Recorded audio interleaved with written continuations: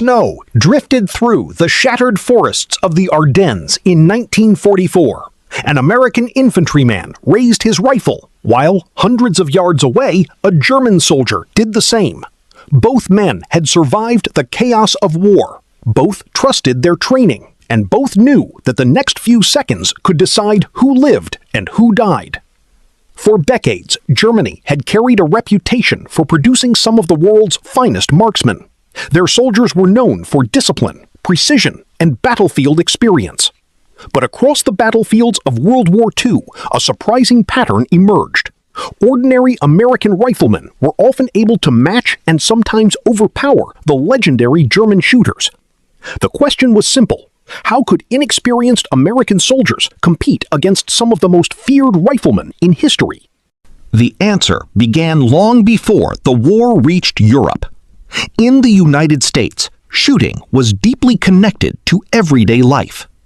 Across farms, ranches, and small towns, millions of Americans grew up handling rifles.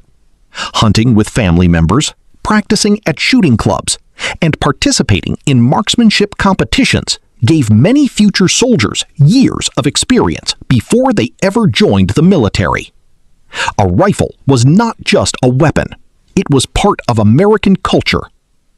After the problems faced by American troops during earlier conflicts, the government invested heavily in civilian marksmanship programs, believing that a nation of skilled shooters would create stronger soldiers in future wars.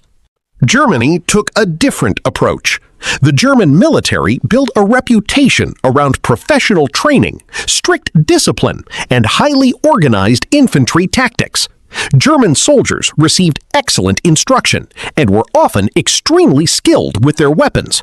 The Karabiner 98K rifle was a powerful and accurate weapon, especially in the hands of an experienced marksman. It represented German engineering at its finest. However, the battlefield of World War II was changing, and precision alone was no longer enough. The American soldier carried a weapon that changed infantry combat forever: the M1 Garand.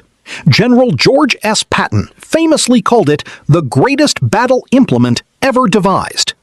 Unlike the German Karabiner 98K, which required a soldier to manually operate the bolt after every shot, the M1 Garand was semi-automatic. It allowed American troops to fire 8 rounds quickly without removing their eyes from the target. In a close firefight, those extra seconds could mean the difference between victory and death. 2 soldiers might have equal skill, but one could fire repeatedly while the other had to stop and reload after every shot. This difference became obvious during the brutal campaigns in France and Belgium. German soldiers were often shocked by the amount of rifle fire coming from American positions. They sometimes believed they were facing much larger forces because the rapid fire of hundreds of M1 Garands created the impression of overwhelming numbers. The American advantage was not simply that individual soldiers could shoot well. It was that their equipment allowed ordinary soldiers to create a level of firepower that previously required larger units. But weapons alone do not win wars. Combat is a test of training, leadership, and survival instinct. The German army relied heavily on its powerful MG-42 machine gun, one of the deadliest weapons of the war. German squads were often built around this weapon, with riflemen supporting the machine gun team. When the MG-42 was active, German units could be devastating.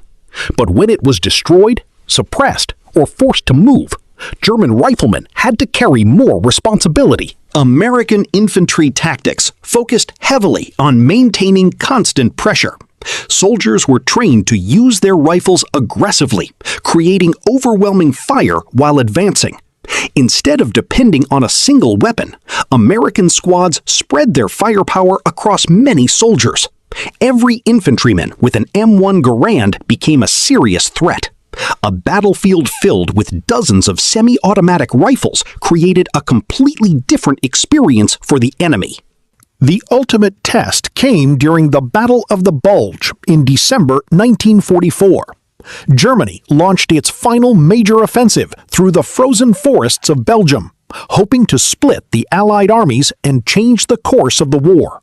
Many German attackers were experienced veterans who had survived years of brutal fighting. They expected to find weak and inexperienced American defenders. Instead, they encountered determined soldiers who refused to break. At places like Elsenborn Ridge, small American units held against powerful German attacks. The freezing weather, deep snow, and overwhelming pressure tested every soldier. Yet American rifle fire continued to echo across the battlefield. The rapid, accurate shots of M1 Garands made German commanders believe they were facing far larger forces than actually existed. Defensive positions that seemed lightly defended suddenly appeared impossible to overcome. The German offensive eventually failed.